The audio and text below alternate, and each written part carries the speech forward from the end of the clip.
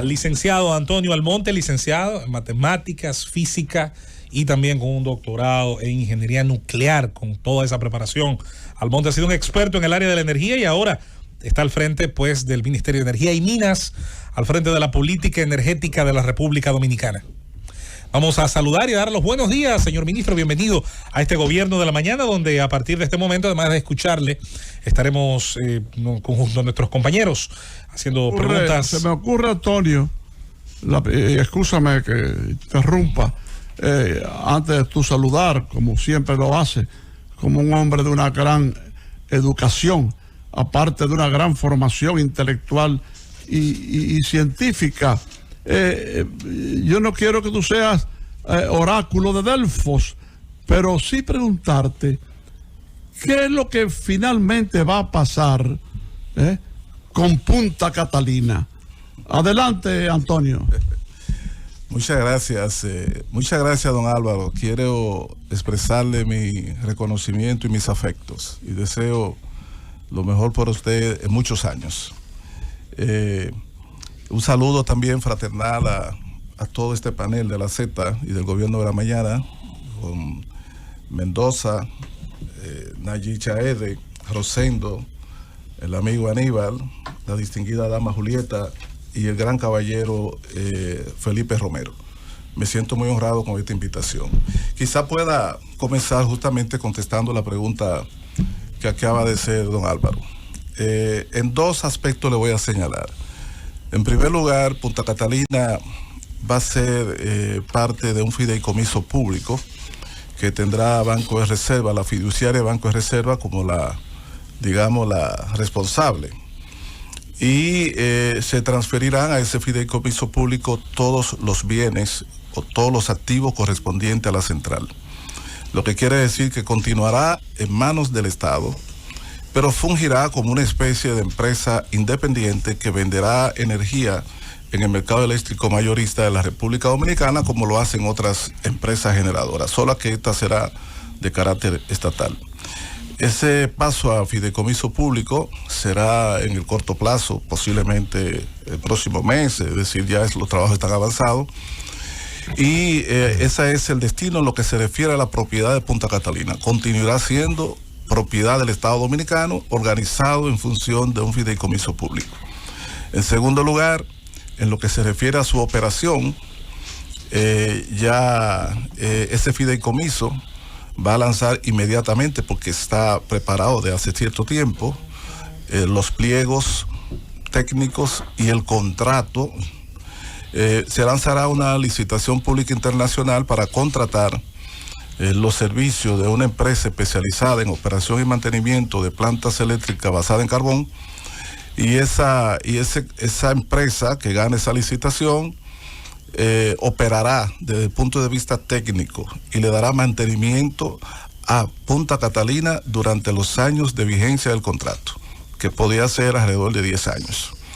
Eso es una acción típica en la propia República Dominicana. Hay empresas de generación que tienen contrato de operación y mantenimiento de otras firmas especializadas. Se utiliza mucho en el mundo. En el caso de la República Dominicana fue incluso una recomendación de aquella famosa comisión que hizo la evaluación de Punta Catalina, de que la operación y mantenimiento, para garantizar la profesionalidad, la despolitización, etcétera, de esa central termoeléctrica sea realizada por una firma especializada en el ramo. Es bueno que se sepa que entre los gastos operativos de toda planta eléctrica está lo que se llama operación y mantenimiento, de manera que no se trata de un gasto extra, es un costo típico, intrínseco al hecho de tener encendida y funcionando una planta eléctrica. Y por último, en lo que se refiere a las relaciones contractuales con el contratista, ustedes saben que todavía nosotros no hemos emitido, el gobierno no ha emitido el certificado de aceptación final de la central Punta Catalina, como lo establece el contrato de construcción, de Procura y Construcción EPC, que se firmó con el consorcio encabezado por Odebrecht. Las razones básicas de no entregar este certificado de aceptación final se debe a que desde que llegamos allá al gobierno en el mes de agosto del año pasado, nosotros iniciamos una evaluación bien intensa de las condiciones funcionales, etcétera, de Punta Catalina en función de lo establecido en el contrato. Y hemos fundamentado y demostrado fallas importantes en una planta y en otra. Lo que hicimos fue escribirlo, documentarlo, presentárselo al consorcio. Hemos sostenido diferentes reuniones y discusiones a lo largo de este año y tenemos más o menos arribado a un consenso acerca de una lista relativamente importante, pero no muy larga, sobre los aspectos que para nosotros son imprescindibles antes de emitir un certificado de operación definitiva, porque una central termoeléctrica como la de Punta Catalina es una central con vocación de duración de muchos años. Y nosotros tenemos que asegurar que una construcción que costó tanto dinero para un servicio fundamental como el eléctrico, con el peso que tiene la generación de Punta Catalina, las plantas en los aspectos fundamentales cumplan con las condiciones especificadas en el contrato. Y algunas cosas, como tiene que ver con el sistema de control de calidad del aire de AQCS, el tema de algunos aspectos que tienen que ver con la turbina, algunas cuestiones con la caldera, el tema del conveyor y otros aspectos del sistema de almacenamiento y transferencia de carbón. Una serie de detalles no nos satisfacen, lo hemos demostrado, lo hemos explicado y parece ser que hay una actitud de apertura por parte del consorcio. Cuando esas cosas sean corregidas, entonces nosotros emitiremos nuestra carta de aceptación final. Ministro Antonio Almonte, ministro de Energía y Minas de la República Dominicana. En el día de ayer tuvimos aquí en el programa al ingeniero Milton Morrison, quien es el gerente de Sur, y le preguntamos cuál había sido el impacto de Punta Catalina, por ejemplo, para la distribuidora que él dirige. Él dice que había sido un impacto positivo y que esa planta es una buena termoeléctrica, una buena inversión. Dijo ayer aquí en el programa el buen amigo Milton Morrison. Le quería preguntar a usted entonces, ¿cuál ha sido el impacto de Punta Catalina, no solamente en una distribuidora, sino en el sistema energético nacional? Bueno, cuando usted le añade a un sistema energético como República Dominicana, cuando usted le añade 700 y pico megavatios brutos de energía, de potencia, pues es positivo. O sea, no importa de qué estamos hablando, nosotros estamos hablando de que el sistema eléctrico de República Dominicana, con una demanda creciente y que tiene una dependencia muy grande de fuel oil número 6, por ejemplo, y número 2, cuando usted le agrega 700 megavatios, eso es positivo, porque eso garantiza mayor estabilidad de la oferta, etcétera. Los aspectos negativos son otros, porque todas las cosas tienen su parte positiva y negativa. Claro. Y además, también está si era la mejor opción, que es el tema que hemos discutido siempre. ¿Cuál es el aspecto negativo? Bueno, que fueran los 700, es decir, las dos plantas fuera de carbón. Cuando ya se sabía en el momento que se hizo, incluso se hizo a contrapelo de lo que habían sido disposiciones financieras del Banco Mundial y del propio gobierno de Estados Unidos y la Unión Europea, de no financiar ni ayudar con financiamiento a proyectos de ese tipo. Entonces, eso elevó los costos, eso generó una situación muy difícil. Pero bueno, ese es un aspecto negativo. El otro aspecto negativo son los residuos, ya en estos tiempos, en lo que se refiere a la actitud y la sensibilidad de la sociedad respecto a la contaminación de los subproductos de la quema de carbón, es decir, la ceniza. Es un aspecto negativo que al principio, digo yo, se manejó de manera muy descuidada, pero ahora ya lo estamos manejando de acuerdo a lo que se puede, establece la práctica internacional mejor en lo que respecta a construir o a disponer la ceniza en forma de un relleno sanitario que garantice la menor dispersión de ceniza volante a la atmósfera. Pero con relación a esa parte, perdón, a los filtros. Termino ahora. El otro aspecto tiene que ver con que ya no es consecuencia, porque eso no se conocía en el 2013 o 2014 cuando se hizo la licitación. En eso eran tiempos de que el carbón era un combustible barato, pero ahora el carbón se ha encampanado. Y ya eso no es culpa de lo que fantullaron a Punta Catalina, sino en circunstancias del mercado. El carbón hoy está a $149, $146 la tonelada. Nosotros habíamos presupuestado para este año a 60. Y el tiempo que se proyectó estaba muy barato. Ahora está caro. Estaba a 26 en aquel momento. Y eso está impactando el precio de venta de la energía de Punta Catalina, afecta la finanza de la distribuidora y finalmente el bolsillo de la población. En principio, ya eso es culpa de la evolución del mercado. Cuando se planteó la construcción de Punta Catalina y se hizo una descripción del proyecto, se habló de que iba a tener unos filtros de última generación que iban a reducir al mínimo el impacto ambiental, o sea, el daño al medio ambiente. Los tiene, que es un tema que también a veces genera discusión y no se entiende bien. La planta es una planta relativamente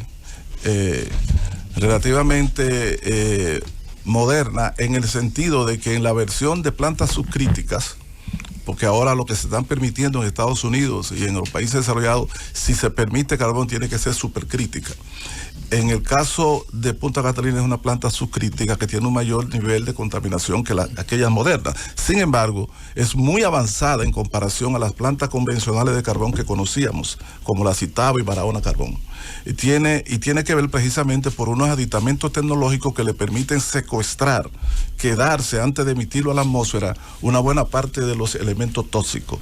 Por eso, en algunas ocasiones, cuando usted mide la conformación o la composición de las cenizas, usted encuentra que tiene una presencia elevada de algunos componentes tóxicos, bueno, porque precisamente la secuestra y la evacúa en forma de ceniza, no la emite por la chimenea para que rocíen de contaminantes a toda la atmósfera, a todo el área circundante. Lo que quiere decir que ciertamente es mucho menos contaminante que la planta de carbón convencional, pero al día de hoy, de lo que se trata en el mundo y sobre todo y específicamente el movimiento ambientalista dominicano, es que no es que sea menos contaminante, es que no haya carbón como fuente de combustible en una realidad en donde la República Dominicana pues todavía está incipiente en lo que se refiere a energía renovable, es incipiente en lo que se refiere a las hidráulicas, hidroeléctricas. Sabemos que su potencial es muy limitado y no tenemos yacimiento de nada. En función de esa premisa, entonces, de que no haya carbón, ¿habría algún plan para reconvertir Punta Catalina, por ejemplo, a gas natural? Nosotros estamos llevando un proceso siguiente. La República Dominicana se está moviendo hacia un crecimiento de la matriz de generación basada en gas natural. Alguna gente pues ha hecho críticas que parecerían lógicas. Lo que tienen que decir es con qué lo sustituimos. La República Dominicana no tiene muchas opciones.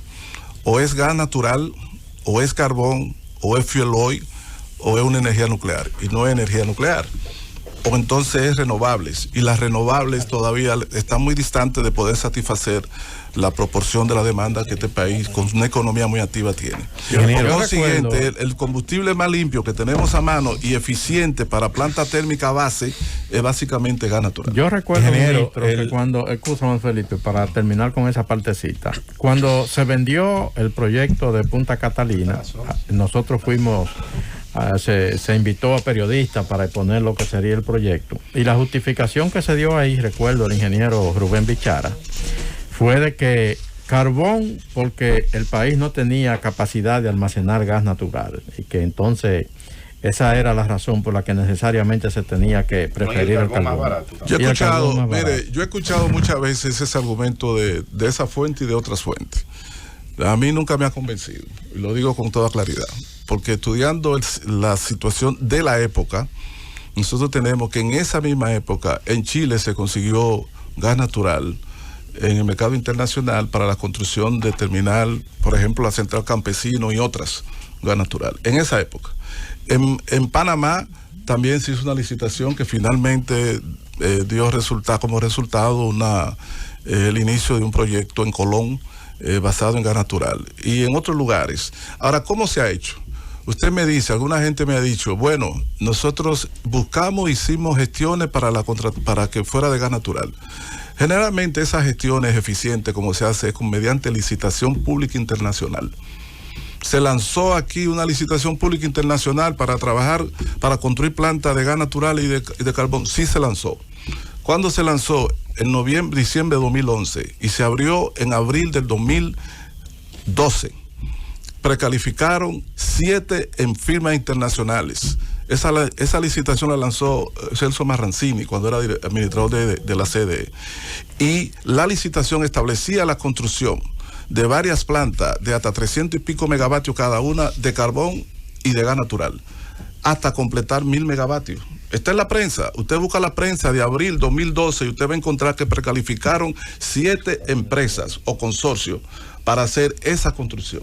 Cuando usted hace una licitación pública internacional, usted está apelando a que los grandes jugadores, que son los grandes distribuidores y productores de gas natural en el mundo, que van desde Europa, desde el mundo árabe, Asia y Estados Unidos, pues entonces ofrecen. Ahora, yo no he visto esa licitación y la única que se hizo parecida fue la de Celso Marrancini. Ahora, en el 12, en abril, precalificaron 7 empresas. En mayo, el expresidente Danilo Medina va a Brasil y, abrazado con Lula y con Dilma Rousseff, etcétera, anunció que iba a construir la planta de carbón en República Dominicana.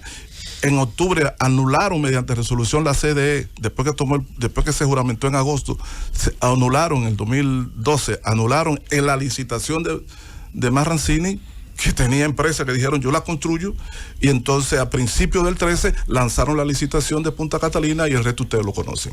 Es decir, esas cosas hay que examinarlas con cuidado. Lo que hace don Celso, que crea el espacio y que se manifiesta intención de 7 empresas, y luego se sustituye don Toñito Almonte por la visión brasileña, no respondió ese cambio de decisión de política, no respondió a ningún estudio científico, a ningún proceso. Esa fue la peor decisión. ¿Por qué? Porque lo que se estila en el mundo, el mecanismo más eficiente es que el Estado, que necesita energía eléctrica para no construir la ERG, gastar el dinero, hace una licitación y el sector privado viene y la construye. Usted establece los criterios, establece dónde la construye, de qué capacidad y de qué tecnología la quiere. Y entonces firma un contrato a través de la distribuidora de compraventa de la energía, pero el sector privado construye con su dinero, sus riesgos, sus préstamos, el activo. O sea, nosotros no tenemos, lo que estamos haciendo ahora en Manzanillo es exactamente eso.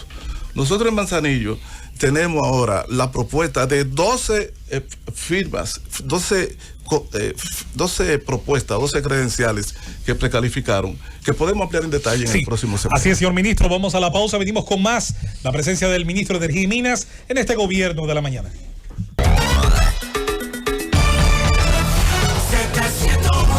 Estamos de regreso en este gobierno de la mañana Z101, la presencia en cabina del licenciado Antonio Almonte, el ministro de Energía y Minas, a quien de inmediato continuamos con las preguntas. Felipe Romero. Gracias. Yo quiero preguntarle al ministro a propósito del tema de la generación eléctrica y fuera de cámara, como se dice, fuera del aire. Comentaba que las condiciones obviamente que hoy tiene el gobierno para hacer inversiones, el propio sector privado, son distintas con la conclusión del Acuerdo de Madrid. Pero bien, me gustaría, ingeniero, conocer de usted. Hemos ido variando nuestra matriz energética. Hemos pasado de una generación de combustible fósil a una generación ya mucho más amigable con el medio ambiente.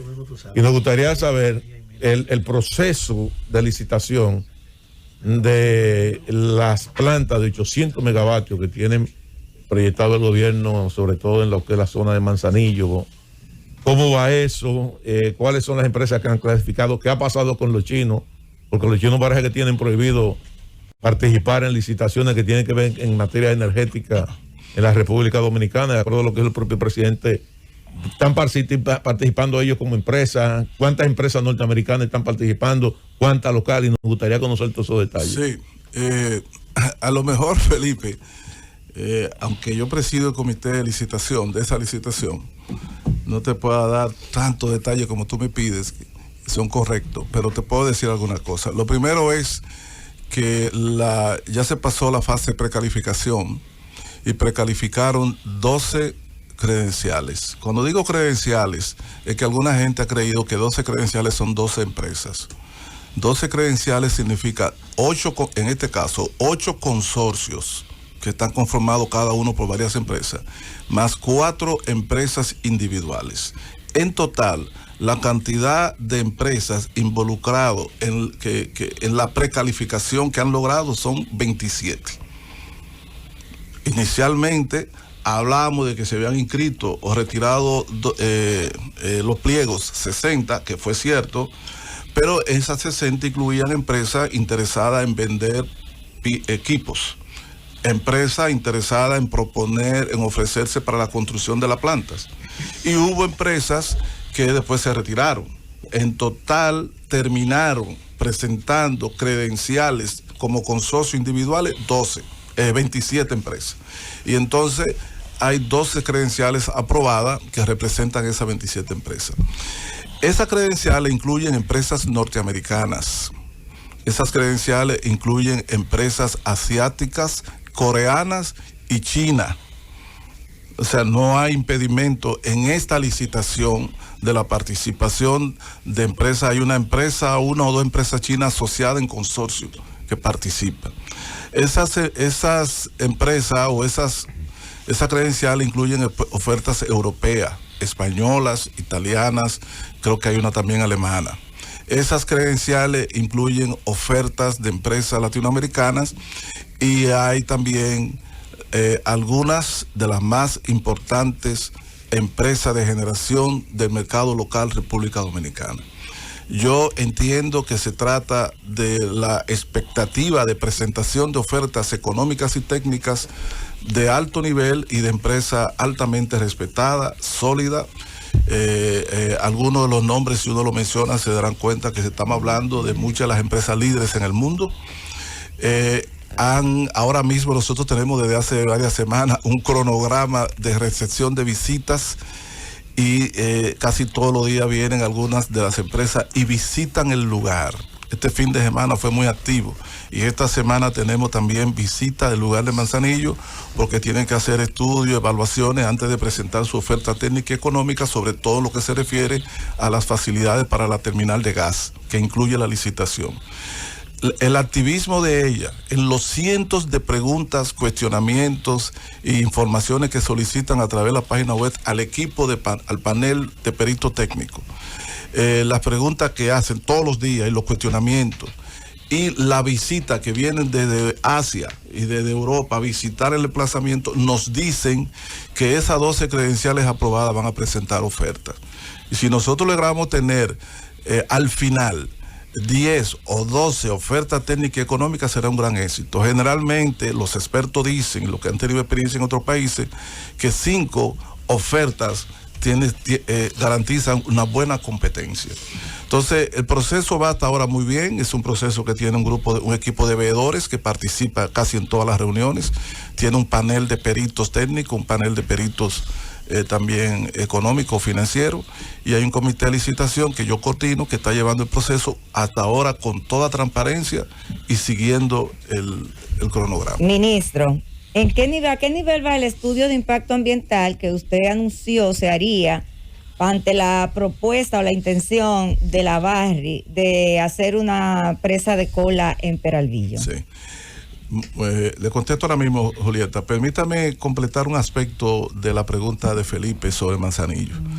Es bueno que se sepa que en esta licitación de 800 megavatios netos, hasta 800 megavatios netos, se dividen en 2 plantas eléctricas en Manzanillo, cada una de 400, hasta 400 megavatios netos. Y son 2 bloques lo que se licita. Un bloque incluye una planta de 400 megavatios más la construcción de la terminal gasífera y el otro bloque incluye solo una planta de 400 megavatios de gas. La que gana el bloque 1, que incluye la terminal de gas, tiene que firmar, según la base de la licitación, un acuerdo de largo plazo para suplirle el gas natural a la del bloque 2. En ese proyecto, el Estado Dominicano no invertirá... En parte, estamos entonces hablando de 2 licitaciones. Bueno, no del proyecto en común. Pareciera, es una licitación que incluye 2 bloques. 2 bloques. Las bases rigen para las 2 bloques. Lo que indica una empresa nada más puede ganar una. Puede participar en 2, pero nada más gana un bloque. Esa era la pregunta. Sí, no habrá una empresa que tenga todo. Sí. Entonces, lo que yo quiero decir que en ese proyecto, que son 800 megavatios, y la novedad de una nueva terminal gasífera de buen tamaño en la costa norte, que podría ser la más grande del país, por la envergadura de las plantas, el Estado Dominicano no va a invertir un solo centavo. toda la inversión va a correr por cuenta de las empresas que ganen la licitación. Harán su préstamo, harán su construcción, firmarán su contrato de construcción y operarán su planta. Lo único que hará el Estado es a través de norte, de sur y de este comprarle la energía que produzcan, que es lo que el pueblo consume. La vía de acceso. Y facilitar el acceso y el transporte, que son las redes de transmisión. Se va a construir una red de transmisión de alta tensión desde Manzanillo hacia una subestación en Guayubín, y de Guayubín va a la subestación de alta tensión de Naranjo en Santiago. O sea, se va a facilitar y se va a ampliar la capacidad de transmisión. Con relación a la pregunta que hace Julieta respecto a la planta, a la presa de cola de la Barrigol, son dos temas que el gobierno dominicano quiere plantear sobre eso. En primer lugar, el gobierno dominicano no ha autorizado, no ha dado permiso, no ha aprobado la solicitud o el intento o la intención de construir la presa de cola en Yamasá, en Cuance, en Peralvillo.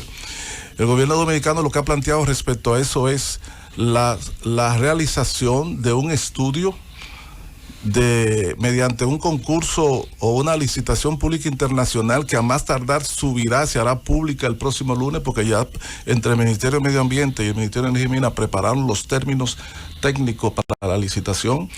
Y a más tardar el lunes se hará pública a nivel internacional una licitación para contratar una firma independiente experta en presa de cola. Y esa firma independiente lo que va a hacer es una evaluación desde Yamasá hasta toda la provincia de Sánchez Ramírez, etcétera, en las inmediaciones de la Barrick, para ubicar lugares, localizaciones alternativas para la construcción de la presa de cola. Y aquella localización que sea la que tenga menor impacto ambiental y social, esa es la que se va a elegir. Y el gobierno emitirá una autorización, una licencia a partir de los resultados de esa evaluación. Esa firma se va a seleccionar en ese proceso competitivo de manera transparente, e invitaremos a observadores nacionales, la prensa ambientalista, a que participen como observadores en el proceso de selección, escogencia, evaluación de la licitación y de esa firma. Esa es la posición. Ahora, ¿para qué quiere la Barrick hacer la presa de cola? Lo que es natural. Toda minería metálica incluye una presa para el depósito de los residuos que hace. Afortunadamente, la Barrick tiene la posibilidad de expandir sus operaciones por 20 años más, con un nivel altísimo de producción, y lo único que se requiere para continuar con lo que ya tiene es sencillamente ubicar dónde va a construir una presa para el depósito de los residuos de su actividad. Y nosotros como gobierno tenemos el deber de garantizar que suceda, pero que suceda en las condiciones menos impactantes desde el punto de vista negativo en la sociedad. Ese es el planteamiento. Algunas veces la gente se manifiesta, dice o se expresa como que ya hay un compromiso, un hecho. No existe eso. Y usted verá el lunes la convocatoria a nivel internacional de la licitación para la contratación de esa firma. Ministro, con relación al tema precisamente de la minería, hay una parte importante de la población, sobre todo la que tiene una visión de empatía con la preservación de nuestros recursos naturales. Gente noble que tiene un sentido muy claro de preservar lo que somos, y eso está bien. Sin embargo, los recursos naturales, como todo en la vida, tiene que tener un sentido también de producir beneficios en el sentido macro para la sociedad. Yo percibo, y quizás el ministerio, no sé si lo tiene, lo conoceremos a partir de usted, o si lo va a hacer, porque hasta ahora no se ha hecho. Ha habido históricamente una relación en la que un aporte importante a la economía, como es el de la minería, por ejemplo con esta crisis del COVID, cuando vimos cerrar y colapsar el turismo dominicano, aquí hubo dos aspectos que fueron los que se mantuvieron generando divisas: la minería y las remesas. Sin embargo, para una parte de la población, fruto de la mala comunicación y también de un tema de manejo de recursos, los aportes que se perciben de la minería llegan al gobierno central y las localidades se sienten que son estafadas, porque una localidad como por ejemplo en Cotuí dice, bueno, se ha sacado de aquí 10 mil millones de dólares en divisas y el Estado Dominicano ha recibido 5 mil millones de dólares de eso. y lo ha utilizado para pagar deuda externa, para hacer de todo. Pero esa localidad no se siente que le ha desparramado a sí misma una contribución de ese sacrificio que ha hecho. Sin embargo, esto lo que ha producido es una satanización de un negocio bueno, de un negocio correcto que aporta al país. Sin embargo, no sé si es un pasivo solo del gobierno, si es una mala comunicación del sector empresarial de la minería. ¿Qué decisión tiene como política de Estado el ministerio para que la sociedad entienda lo que esto produce y cómo podemos mitigar el daño en esas localidades? Sí. Eso es bien cierto, Aníbal. Incluso eso hace que uno reflexione sobre cuál es la cuestión, cuál es la pregunta. Que me decía un antiguo profesor que a veces uno quiere dar respuesta y no sabe cuál es la pregunta. Entonces, es bueno uno preguntarse cuál es la pregunta. Posiblemente la pregunta no sea, o la cuestión no sea, oponerse a capa y espada a todo proyecto minero, sino la cuestión es la definición, el replanteamiento de qué hacer con la renta minera, qué hacer con los beneficios que recibe el Estado dominicano mediante impuestos, regalías, etcétera, de la producción minera, y qué impacto tiene la redistribución de esos ingresos en las comunidades aledañas, que son los que de manera más cercana reciben las consecuencias negativas que pueda tener la actividad minera. Entonces, ya eso es un caso de política pública, de estrategia del sector político de Estado, que yo creo que es donde más debe apuntarse. Son dos cosas: la redistribución de los ingresos de la actividad minera, que tenga un impacto positivo en las comunidades aledañas, y en segundo lugar, la garantía de un impacto tolerable al medio ambiente. Entonces, esos son los temas, porque en ninguna sociedad del mundo se ha planteado la oposición pura, simple, total a la actividad minera, porque no tiene sentido, ni siquiera en los gobiernos más progresistas. Si en algún momento tuvo una gran actividad y crecimiento la minería en Ecuador, fue en el tiempo de Correa. Sí. Que fue uno de los presidentes ecuatorianos de mayor... No, y la explotación del petróleo en la Amazonía. Y de actividad extractiva, de minería. Y el récord en toda América Latina, si se quiere, en cuanto a la tasa de crecimiento, según datos de la CEPAL, en la exportación de recursos extractivos, fue el de Evo Morales en su periodo. Por eso y Chávez no se opuso a la explotación del petróleo. Por eso se lo planteo. Entonces el tema... Por eso se lo planteo como ministerio, porque el Ministerio de Energía y Minas, si bien no es el Ministerio de Hacienda, que es el que al final decide qué hacer con los cuartos, pero la política como tal la enfrentan ustedes, sí. Y el pasivo lo carga usted, promoviendo ustedes acciones concretas que le van a dar al país mayor nivel de capacidad económica en un momento de crisis, salen ustedes a veces como el pato feo de la película, cuando están promoviendo una solución correcta. Sí, pero también, ingeniero, es que hay también una diferencia, Aníbal, y el ingeniero también. Una cosa es el territorio continental, donde un río te puede surcar 4 o 5 países, y otra cosa es la amistad de esta isla, porque los recursos que nosotros tenemos podemos explotar,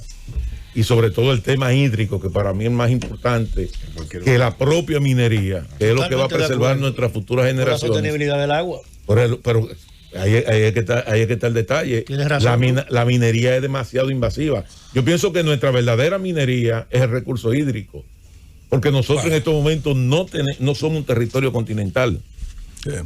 Bien. Ministro, perdón, ahí mismo sobre lo que hablaba Aníbal, yo le iba a preguntar, ¿quién es el órgano del Estado responsable de administrar ese porcentaje que está establecido y que entregan las mineras, según, de acuerdo a lo que nos dijo la presidenta o gerente general de la Barri el año pasado cuando estuvimos allá, que entregan ese porcentaje para que eso sea entonces invertido en todo lo que tiene que ver con la remediación ambiental? Sí. ¿A quién corresponde esa responsabilidad y realmente qué se está haciendo con ese dinero? Mira, en el caso de la mayoría de las empresas mineras, que no todas son tan ricas como la Barrick y como otras, en el caso de las empresas mineras, ese porcentaje establecido en la ley de medio ambiente hay que entregarlo, y la están entregando a los ayuntamientos de los municipios afectados o del municipio donde está el emplazamiento minero, y se ha estado entregando en Barahona, en otras comunidades, los ayuntamientos reciben el porcentaje que corresponde de acuerdo a la ley de manos de las empresas mineras, los ayuntamientos. En segundo lugar, en el caso de la Barrick, que hubo, si no estoy equivocado, un trato especial con relación en su contrato, etcétera, se creó incluso un fondo para el manejo de los ingresos por la renta minera, FOMISAR, porque ellos también lo están entregando. El FOMISAR tiene una constitución en la provincia de Sánchez Ramírez, una conformación mixta, y el Ministerio de Energía y Minas hace una especie de supervisión de la ejecución de esos fondos, pero no es que lo administra. Nosotros incluso tenemos un personal técnico que lleva las cuentas de la ejecución, etcétera, de esos fondos. Yo tengo el convencimiento, y hemos estado hablando de manera reiterada con el presidente de la República, que también tiene esa preocupación de que la manera en que debe garantizarse la inversión de esos aportes de las empresas mineras y de la minería en las comunidades tiene que evaluarse para que sea mucho más efectiva. E incluso yo no quiero anunciar nada, pero llegará su momento en que la sociedad conocerá iniciativas en esa dirección. Es bueno que se sepa que nosotros estamos en un proceso ya final de evaluación de lo que es la ley, una propuesta de modificación, o sea, de la ley minera de República Dominicana, que data de 1971. Y este gobierno de Luis Abinader, tomará medidas mediante planteamientos institucionales y legales e iniciativas de la presidencia que tendrán un gran impacto en lo que refiere a la redistribución de los ingresos por la renta minera en las comunidades. Señor ministro, usted puede contar con que eso va a ser así. Hace unos 3 años, se anunció desde el Estado Dominicano que iba a comenzar la asesoría. Se licitó primero una asesoría de empresas internacionales para preparar el escenario, para hacer una licitación que también se anunció sobre las plataformas marinas de nuestra República Dominicana, en virtud de la capacidad de algunas de esas cuencas para ser exploradas, ser sondeadas, en el lenguaje técnico ustedes le llaman prospección, ¿verdad? Sí. De que puedan tener recursos de combustibles fósiles. Y recuerdo porque le di mucho seguimiento, sobre todo porque nuestro país, si algo debe volver a pelear con la misma firmeza que lo hizo en algún momento, era el tema de sus límites extramarinos, de sus fronteras marinas, nuestra zona de influencia directa y donde tenemos propiedad de los recursos. ¿Cómo va ese proceso, que sabemos es lento, es caro, no está al alcance ciertamente de todo el mercado, pero que es muy importante y que ha hecho que otras naciones, una vez se hayan topado con esos recursos, cambia totalmente su planificación de cara al futuro? Y ahí están los ejemplos. Hasta Israel hará cuestión de unos años cuando se topó con un enorme bolsón de gas en su costa del Mediterráneo. ¿Cómo va ese proceso? Porque ciertamente surgen pocas noticias del mismo. Sí. Perdón, es muy interesante, pero observación. Yo quisiera, con permiso de José Luis. Sí, don Álvaro. Finalmente, por mi parte, después de escuchar la exposición interesante de José Luis, y ahora escucharemos a Antonio, pero ponga ahí, Antonio, algo que se me ha ocurrido así, no sé, quizás no tenga que ver con tu ministerio o lo que sea, pero ¿qué va a pasar con la refinería dominicana de petróleo? Ok, ahí está la interesante cuestión. Muchas gracias, don Álvaro, muchas gracias. Ya haré comentario en esta respuesta a esa pregunta suya. Fíjese, es bueno, José Luis, que tú digas eso, que quizás no se ha hecho mucha bulla, mucha información. Yo debo decir lo siguiente. En octubre del año pasado, creo que fue, nosotros firmamos un contrato con una empresa norteamericana muy conocida llamado Apache Corporation de Texas. Empresa que después eventualmente tuvo un cambio de nombre y ahora es APA Corporation. Pero es la misma empresa.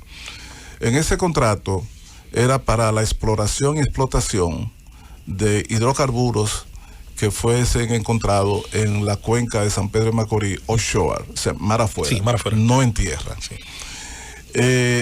Entonces aquí yo quiero decir que el contrato finalmente, después de ciertas peripecias, fue conocido y aprobado en la Cámara de Diputados y por el Senado, es decir, ya es un contrato oficial, aprobado por el Congreso Nacional, y que ya incluso la firma Apache hizo una primera visita con barco durante varios días para iniciar la parte de la exploración en la cuenca mar afuera de San Pedro de Macorís. Incluso se alojó aquí en la capital los que estuvieron participando, y el técnico del ministerio también participaron junto con ellos en ese proceso. Es una firma que ha sido en los últimos 10 años bastante exitosa en cuanto a exploración y descubrimiento de yacimientos de hidrocarburos en Egipto, en Europa y aquí mismo en el Caribe. Uno tiene esperanza de que suceda. Lo importante en esto es que no es esa cuenca. Nosotros tenemos varias cuencas en donde hay sólidas, sistemáticas evidencias de la presencia de hidrocarburos en la isla. Digo la isla porque también en Haití, pero en concreto en la República Dominicana. La cuenca de San Pedro de Macorís es una, pero está también la cuenca de Azua, la cuenca alrededor del lago Enriquillo, la cuenca alrededor de San José de Ocoa, una cuenca en el Cibao y otra cuenca todavía más en la parte oriental. Es decir, se han identificado por lo menos 6 cuencas. Aquí hace 2 o 3 meses nosotros invitamos a un grupo de científicos muy sólido de España que hizo una amplia exposición sobre los estudios, la síntesis de los estudios que se han realizado en el país respecto a la posibilidad de hidrocarburos en República Dominicana. Pero además, y aquí quiero hacer un paréntesis, ese contrato que firmamos en octubre, fíjense que nosotros llegamos en agosto y firmamos el contrato en octubre, 1 mes y pico, 2 meses después. Ciertamente fue un trabajo realizado en todo casi sus aspectos por la administración pasada del Ministerio de Energía y Minas. Recuerdo que don Antonio Isa Conde me llamó en varias ocasiones en el periodo de transición diciéndome que tenía el contrato listo y que no quería firmarlo porque ya estaba más próximo a un cambio de gobierno, y entonces prefirió que nosotros lo hiciéramos después de conocerlo. Que quiero decir que para mí ha sido una misa de gloria, de salud, el haber recibido el ministerio de manos de don Antonio Isa Conde, persona con quien nunca he hablado personalmente 2 minutos, que prácticamente no conozco, más que por teléfono, pero lo que he encontrado en el ministerio se trata de que hubo una gestión pulcra y bien organizada y con mucho efecto. También vi la parte de Pelegrín, pero quiero decir lo más reciente. Pero quiero repetir, no conozco, nunca he tratado personalmente más de un saludo a Isa Conde. No lo digo por nada de eso, sino porque uno tiene que reconocer las cosas positivas. Él dejó ese contrato listo. Nosotros lo evaluamos, hicimos evaluación jurídica, hicimos pequeños cambios y entonces lo lanzamos. Pero no solamente el contrato, sino que ese contrato es fruto de una ronda de licitaciones que se hicieron aquí en años pasados, en el 19 creo que fue, a nivel internacional. La última en Texas, donde varias grandes empresas de hidrocarburos participaron, y bueno, hubo una que se interesó por el caso de la cuenca. Sobre lo que don Álvaro le preguntaba.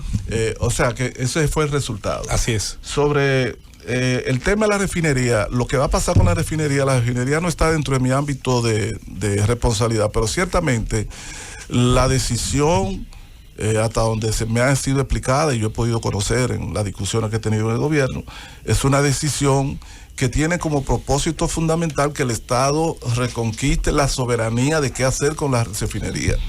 La refinería estaba, por esas relaciones, con esa participación del gobierno venezolano, nos estaba trayendo problemas con relación a poder hacer algunas operaciones de financiamiento, renovación, etcétera, con el Centro Financiero de Estados Unidos. No podíamos hacer algunas nuevas iniciativas para buscar nuevos socios. Entonces nosotros teníamos que liberar porque esas relaciones con Venezuela eran una especie de grillete en la refinería dominicana de petróleo. Ahora, el paso que ha dado el gobierno es fundamentalmente para garantizar la soberanía y tener que con soberanía poder tomar decisiones de nuevas sociedades, de buscar financiamiento para su modernización y ampliación, etcétera, etcétera, que no podía hacerlo en las condiciones que estaba. Ministro de Energía y Minas, ingeniero Antonio Almonte, yo quiero hacer una pregunta de índole administrativo del ministerio, ¿verdad?, que usted dirige, y es de que todavía hoy estamos a 27, ¿verdad?, de agosto del 2021. Seguimos recibiendo quejas de personas que fueron desvinculadas del ministerio hace ya casi un año y que en este momento todavía no han recibido el pago de sus prestaciones laborales. ¿Qué ha pasado con eso?